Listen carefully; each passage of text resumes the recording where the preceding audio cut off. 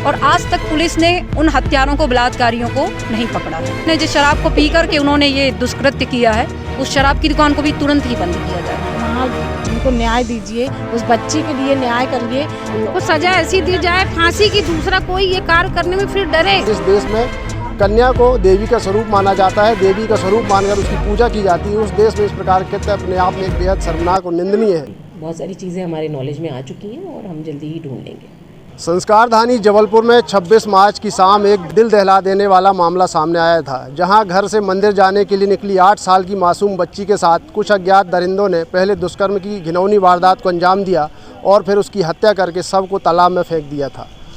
बुरी वारदात के करीब 7 दिन बीत चुके हैं, लेकिन पुलिस के हाथ अभी भी खाली है। जहां पर जो घटना स्थल था, जहां पर बच्ची का शव मिला था, वहां पर करीब 100 मीटर के दायरे में एक शराब की दुकान थी। परिजनों ने, ग्रामीणों ने इस बात का अंदेशा जताया था कि किसी शराबी ने शराब के नशे में इस दुष्कृत्य को अंजाम दिया है और इस बात से नाराज़ कुछ ग्रामीणों ने शराब दुकान को आग के हवाले भी कर दिया था। लेकिन फिर भी घटना के 7 दिन बीत चुके, लेकिन पुलिस के हाथ अभी खाली हैं।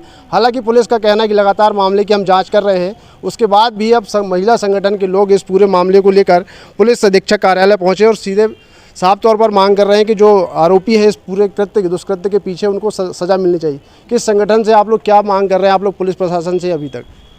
हम लोग जनवादी महिला समिति से हैं और हमारी मांग ये है कि वो जो मासूम बच्ची है, जिसके साथ पता नहीं कितने लोगों ने बलात्कार किया और बलात्कार करके उसको मार के फेंक दिया, और ये सारा घटनाक्रम 2 घंटे के अंदर हुआ और पुलिस आज भी हाथ पे हाथ रख के बैठी हुई है।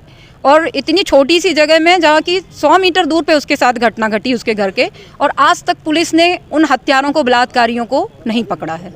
तो हम ये मांग करने के लिए आए हैं कि तुरंत उनको अरेस्ट किया जाए और उनको जेल में भेजा जाए।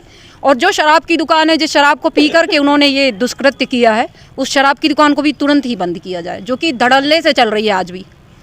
मतलब संवेदनाओं की कितनी कमी है इस सरकार में और इस प्रशासन में कि वहीं 100 मीटर के बीच में आंगनबाड़ी है, वहीं स्कूल है, वहीं कलारी है शराब की।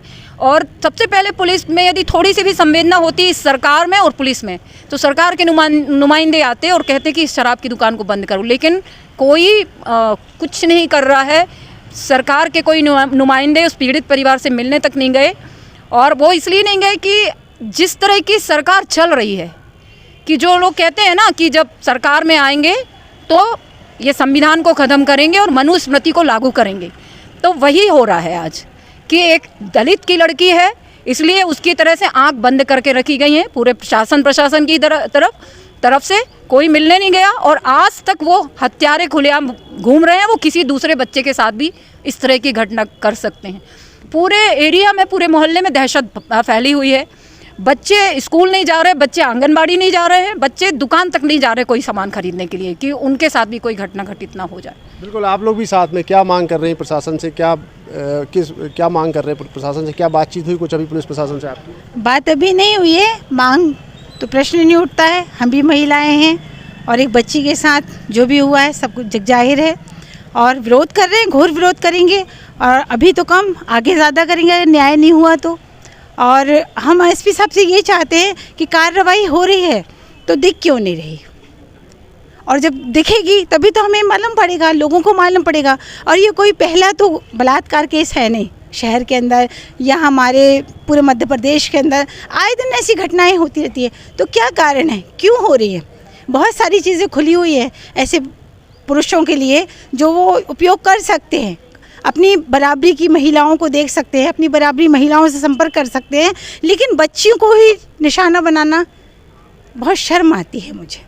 क्या मांग कर रहे हैं, क्या मांग करने आए हैं आप लोग? हमारी मांग, हम सभी लोग बहनों की मांग है, वहाँ से भी सब लोग आए हुए हैं, सबका यही मांग है कि जो ये घटना हुई है, जो इतना दुष्कर्म बच्ची के साथ हुआ, इतनी छोटी बच्ची, 8 साल की बच्ची के साथ इतना नाजायज़ हुआ कि उसको पहले तो उसके साथ बलात्कार हुआ, फिर उसके मतलब प्राइवेट पार्टों को भी बिल्कुल निरस्त कर दिया गया, बिल्कुल बहुत बुरी कंडीशन से उसको मारा गया। मारने के बाद उसको फेंक दिया गया, और उसके बाद अब प्रशासन सोया हुआ है।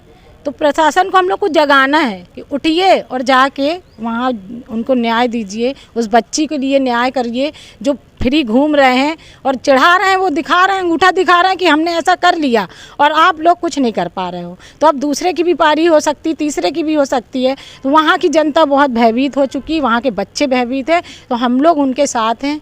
महिला समिति हमारी जनवादी महिला समिति। बिल्कुल। आप जी क्या यदि आरोपी पकड़े जाएंगे, पुलिस तो हालांकि कह रही है कि हम लगातार कोशिश कर रहे हैं ट्रेस करने की, आरोपी पकड़े जाते तो किस सज़ा की क्या मांग करती हैं आप? उनको सजा ऐसी दी जाए फांसी की, दूसरा कोई ये कार्य करने में फिर डरे।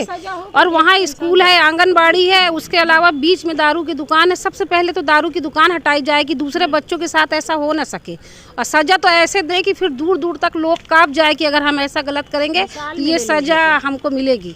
पर ये आरोपियों को सजा मिल नहीं पाती, भाग रहे, उल्टा वो चढ़ा रहे हैं, अंगूठा दिखा रहे हैं कि क्या कर लिया हमारा, कुछ नहीं।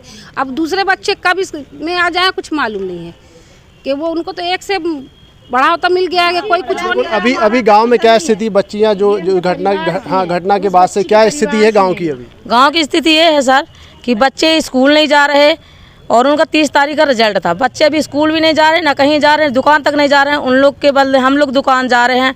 इतना मतलब डर चुके हैं, बच्चे सहमित हैं कि अब मतलब स्कूल से गांव से स्कूल थोड़ा ही दूर है, लेकिन फिर भी बच्चे रिजल्ट नहीं जा रहे हैं।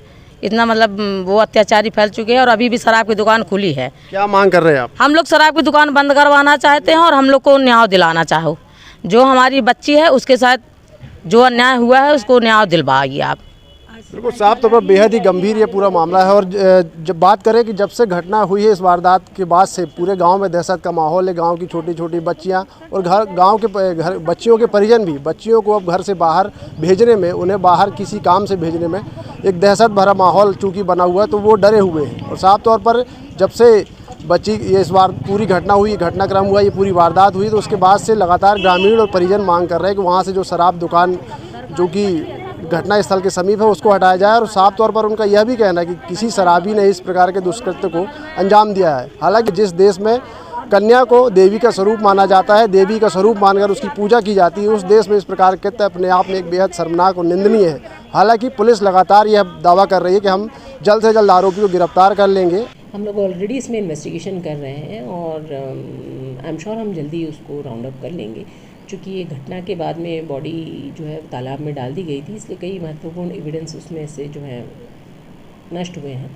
इस कारण थोड़ा सा प्रॉब्लम है। और पर अगेन बहुत सारी चीज़ें हमारे नॉलेज में आ चुकी हैं और हम जल्दी ही ढूंढ लेंगे। देखना होगा कि पुलिस कब तक इस मामले की, इस घटनाक्रम की तह तक पहुंचती है और कब आरोपी पुलिस की गिरफ्त में होते हैं।